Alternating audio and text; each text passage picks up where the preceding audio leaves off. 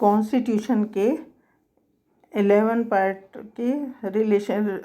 Part में relations between the union and the states आता है। तो उसमें चैप्टर 1 में तो लेजिस्लेटिव रिलेशंस होते हैं और चैप्टर 2 में एडमिनिस्ट्रेटिव रिलेशंस होते हैं। पार्ट 11 में दो ही हैं, legislative relations and administrative relations. तो स्टार्ट करते हैं। The law made by parliament is valid even if it has extra territorial operation.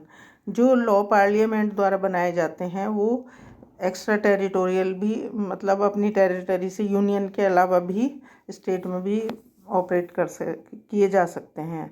Next, the doctrine of territorial nexus is related with article 245। Territorial nexus होता है कि अपनी अपनी जैसे state के अपने लॉ होते हैं और पार्लियामेंट के अपने, सेंटर के यूनियन में अपने लॉ होते हैं। Next, the doctrine of territorial nexus means that laws made by the state legislature may have their application to the people of other states when there is direct relations between such laws and people of other states। territorial nexus का मतलब यह है जो laws state legislature के द्वारा बनाए जाते हैं वो दूसरी स्टेट के लोगों के ऊपर तभी एप्लीकेबल होंगे अगर कोई उन लॉज से दूसरी स्टेट के पीपल्स का कोई डायरेक्ट रिलेशन होगा। Next, which one of the following doctrines relates to the interpretation of the legislative conflicts between the union and the state. कौन सा डॉक्ट्राइन लगता है जब यूनियन और स्टेट के बीच में किसी लेजिस्लेशन में कॉन्फ्लिक्ट हो जाता है? Pith and substance. Pith and substance का लगता है कि पिथ एंड सब्सटेंस में क्या होता है, पहले ये फाइंड आउट किया जाता है कि true nature of and character of the legislation देखा जाता है कि ये स्टेट में लॉ लग रहा है या पार्लियामेंट का लॉ या यूनियन का है। फिर उसे फाइंड आउट करके तब उसे सही जगह, अगर स्टेट का है तो स्टेट में और अगर यूनियन का है तो यूनियन में वो लॉ चलता है। अगर कॉन्करेंट लिस्ट का है तो वो भी पार्लियामेंट और स्टेट दोनों इंटरफेयर कर सकते हैं और अगर कोई रेसिडुअरी लिस्ट में है तो उसमें पार्लियामेंट का राइट होता है। Match list 1 with list 2 according to the provisions of the constitution of India. Give correct answer by using the codes given below. Next, power of parliament, ये इसमें प्रोविजंस हैं कि कौन से आर्टिकल में कौन सा प्रोविज़न है।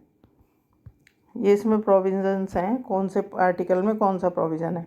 Power of parliament to legislate with respect to a matter in the state list in the national interest. Parliament को ये पावर है आर्टिकल 249 के अंडर कि जो नेशनल इंटरेस्ट के मैटर हैं वो स्टेट में बना सकते हैं, पार्लियामेंट बना सकती है। Legislation for giving effect to international agreements, ये आर्टिकल 253 के अंडर आएगा। Power of parliament to provide for the establishment of certain additional court. Parliament जो है आर्टिकल 247 में पार्लियामेंट के से पावर है कि वो कुछ एडिशनल कोर्ट को एस्टेब्लिश कर सके। Power of parliament to legislate for 2 और मोर स्टेट्स बाई कंसेंट। 2 या 2 से ज़्यादा स्टेट्स की कंसेंट पे उसे पार्लियामेंट उनको लेजिस्लेट कर सकता है 252 के आर्टिकल के अंदर। Next, which one of the following statement. Parliament has power to legislate with respect to any matter in the state list in the national interest. Parliament को ये पावर है कि वो स्टेट लिस्ट के इंटरनेशनल इंटरेस्ट की वजह से state list में भी अपना इंटरफेयर कर सकते हैं या कोई लॉ बना सकते हैं। On passing a resolution with required majority by the, Rajya Sabha से मेजॉरिटी में रेजोल्यूशन पास करा के स्टेट लिस्ट के मैटर में लॉ बना सकते हैं। Next, which one of the following is a correct statement. A resolution passed by the Council of States under Article 249 empowering Parliament to legislate on state subjects in national interest remains in force for a period.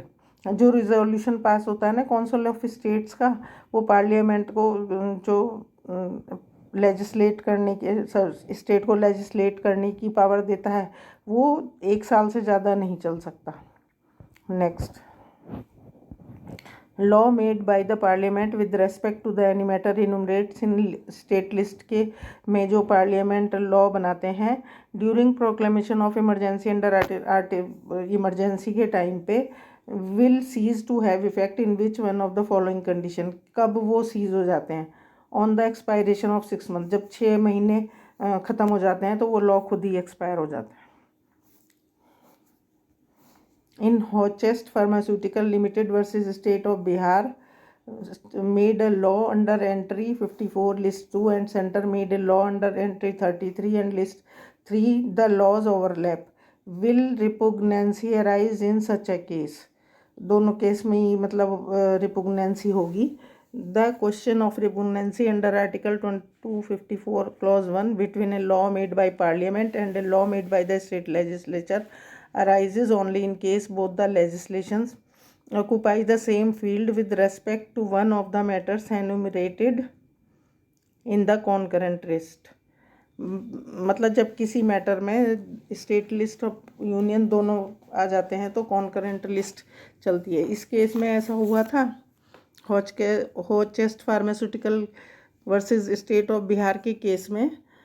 जो होचेस्ट थे उनकी एक branch थी, sales branch थी पटना में, और वो local levy के हिसाब से अपनी मेडिसिन्स को बेचते रहते थे। फिर सेंट्रल से एक वो ड्रग्स कंट्रोल प्राइजेस आए जो कि जिन्होंने उन प्राइजेस को कंट्रोल्ड कर दिया, सेंट्रल गवर्नमेंट ने उन्हें प्रोहिबिट कर दिया उस वाले। तो उसमें ये था, there has to be a direct conflict between the two laws. दोनों लॉज में डायरेक्ट कन्फ्लिक्ट होना चाहिए, तभी उनमें मतलब डिसीजन लिया जाएगा। A law made by the legislature of the state with respect to one of the matter in the concurrent list containing any provision repugnant to the provisions of an earlier law made by parliament shall prevail in that state। अगर कोई law पहले बना दिया गया, state ने पहले बना दिया या बाद में बनाया और वो कॉन्करेंट लिस्ट में चला गया, चाहे कोई भी पहले बनाया लॉ स्टेट ने या बाद में बनाया, वो पार्लियामेंट का जो लॉ होगा वो ही प्रिवेल करेगा। It has been reserved for the consideration of the president and has received his assent. वो जो है प्रेसिडेंट की असेंट ली जाएगी उसमें, अगर कोई लॉ रिपुगनेंट होता है तो। Next, in case of inconsistency between laws made by parliament and the laws made by the state legislature, which one of the following shall prevail। अगर स्टेट के और पार्लियामेंट के बनाए हुए लॉ में कोई इनकन्सिस्टेंसी आती है तो कौन सा लॉ प्रिवेल करेगा? The law made by the parliament before और after the law made by the legislature of states. ये पिछले वाले जैसा ही क्वेश्चन है, दूसरी तरीके से दिया गया है। Next, when any provision of a law made by the legislature of a state is repugnant to any provision of law made by the parliament, which the parliament is competent to enact the law made by the। मतलब अगर कोई provision law का state legislature ने बनाया और कोई parliament ने कोई ऐसा लॉ का प्रोविज़न बनाया कि दोनों रिपुगनेंट हो रहे हैं, मतलब आपस में उल्टे पड़ रहे हैं, विच द पार्लियामेंट, क्या पार्लियामेंट इस चीज़ के लिए कॉम्पिटेंट होगी कि वो लॉ बना सके। पार्लियामेंट शैल प्रिवेल वेदर पास्ड बिफोर और after the law made by the state legislature. State legislature ने चाहे पहले लॉ बनाया हो चाहे बाद में, पार्लियामेंट का लॉ प्रिवेल करेगा। Next, which one of the following is the correct statement? The theory of repugnancy has application in a case where both union and state laws are enacted under the concurrent list। जो रिपुगनेंसी की theory है वो तब लगती है जब union और state दोनों ही अपने अपने लॉ का लगाने लगते हैं, वो कॉन्करेंट लिस्ट में चला जाता है, तो वो रिपुगनेंट हो जाते हैं कई बार। नेक्स्ट, मैच लिस्ट 1-2, इसमें डॉक्ट्राइन है और उसमें उसका मीनिंग है। Doctrine of Prith and substance, true nature and character of the legislation. इसमें जो है स्टेट और यूनियन, कौन सी चीज़ें स्टेट लिस्ट में जाती हैं, कौन सी यूनियन में, उसके ट्रू नेचर को आइडेंटिफाई करके लेजिस्लेट किया जाता है। डॉक्ट्राइन ऑफ इंसिडेंटल एनक्रोचमेंट, मतलब अतिक्रमण, कोई इंसिडेंटली कोई अतिक्रमण हो भी गया, a law is not invalid even though trenched incidentally to another list. Doctrine of severability, you can not do indirect, नहीं, द पार्ट ऑफ द, ये इसका दूसरा है डॉक्ट्राइन ऑफ सीवरेबिलिटी का। The part of the statute which is bad can be severed from the rest.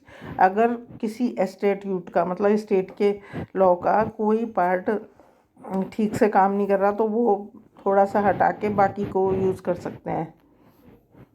Doctrine of colourable legislation, you can not do indirectly what you can not do directly. अगर कोई काम, अगर कोई law मना करता है किसी काम को डायरेक्टली करने के लिए, तो वो आप घुमा फिरा के इनडायरेक्टली भी नहीं कर सकते। Next,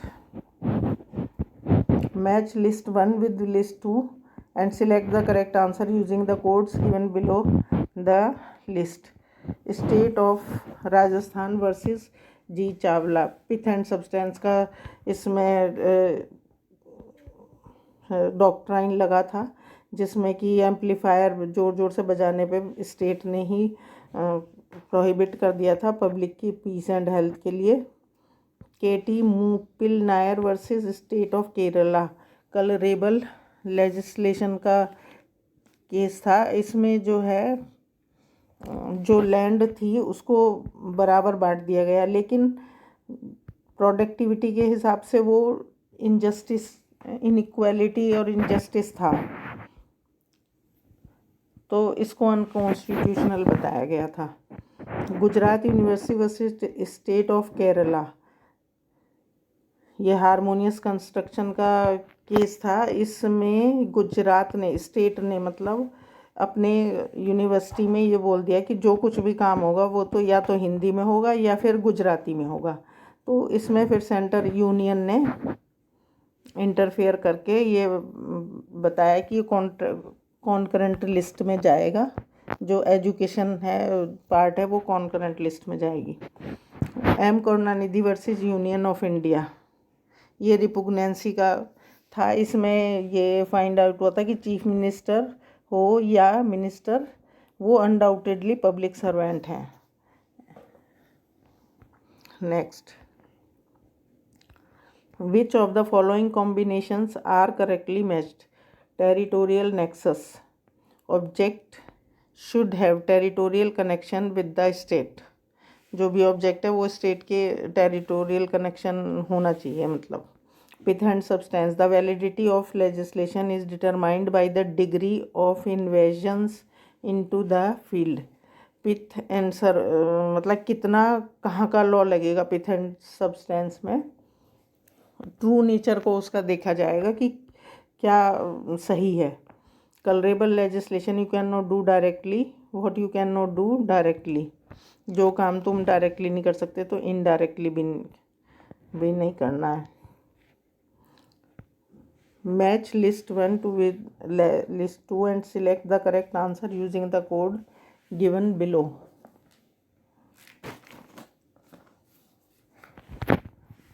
Doctrine of repugnancy, M Karunanidhi versus Union of India।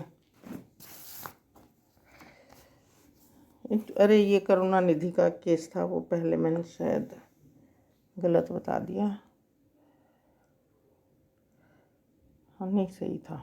M Karunanidhi का ये फिर से डॉक्ट्राइन ऑफ रिपुगनेंसी का केस था, जिसमें कि ये बताया था चीफ मिनिस्टर जो हैं वो या मिनिस्टर वो पब्लिक सर्वेंट हैं।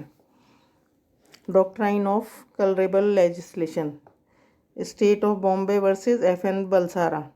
ये मैं पिछली वीडियो में भी बता चुकी हूँ। वैसे इसमें बलसारा की केस में जो लिक्वर का इंपोर्ट एंड एक्सपोर्ट का काम था वो सब सेंटर का सब्जेक्ट माना गया। Doctrine of pith and substance, Prafulla Kumar versus bank of commerce. Doctrine of harmonious construction, state of Bombay versus Balsara. Doctrine of pith and Prafulla Kumar versus bank of commerce. Next,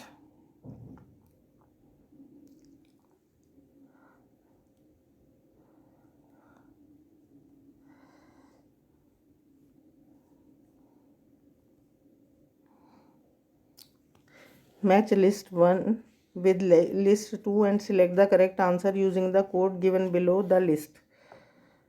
Doctrine of repugnancy, ये M Karunanidhi के case में आया था कि minister हों या chief minister हों, public servant हैं। डॉक्ट्राइन ऑफ कलरेबल लेजिस्लेशन, ये KCJ Narayan Dev versus state of Orissa का केस था,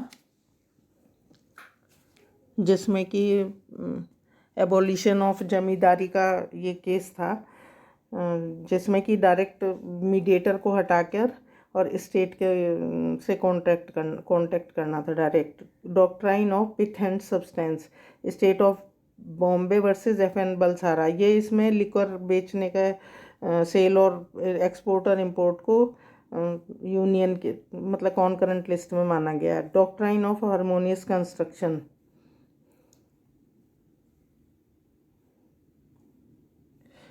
पिथ and substance, pith and substance का केस प्रफुल्ल कुमार का था एंड डॉक्ट्राइन ऑफ कंस्ट्रक्शन का case state of Bombay and FN Balsara का। Next, to adjudicate on any dispute relating to inter state rivers और inter state river valley, कोई dispute हो अगर inter state मतलब एक दूसरे स्टेट की रिवर वैली में या रिवर्स में, तो parliament is empowered to establish tribunal and to the extent jurisdiction of the supreme court में बी एक्सक्लूडेड। मतलब उसमें पार्लियामेंट कोई ट्रिब्यूनल बना सकता है और सुप्रीम कोर्ट मतलब अलग रहेगा, लेकिन वो अपने जुरिडिक्शन को ट्रिब्यूनल के थ्रू भी बना सकता है। Next, the interstate council is headed by prime minister. Next, for the purpose of inquiring into and advising upon interstate dispute, if at any time it appears to the president that the public interest would be served by the establishment of such council, he is empowered to establish which one of the following interstate council। president मतलब public interest में inter state council बना सकते हैं।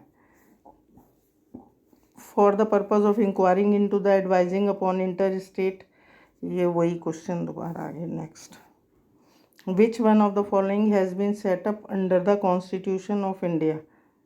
The finance commission, press के द्वारा बनाया जाता है। थैंक्स।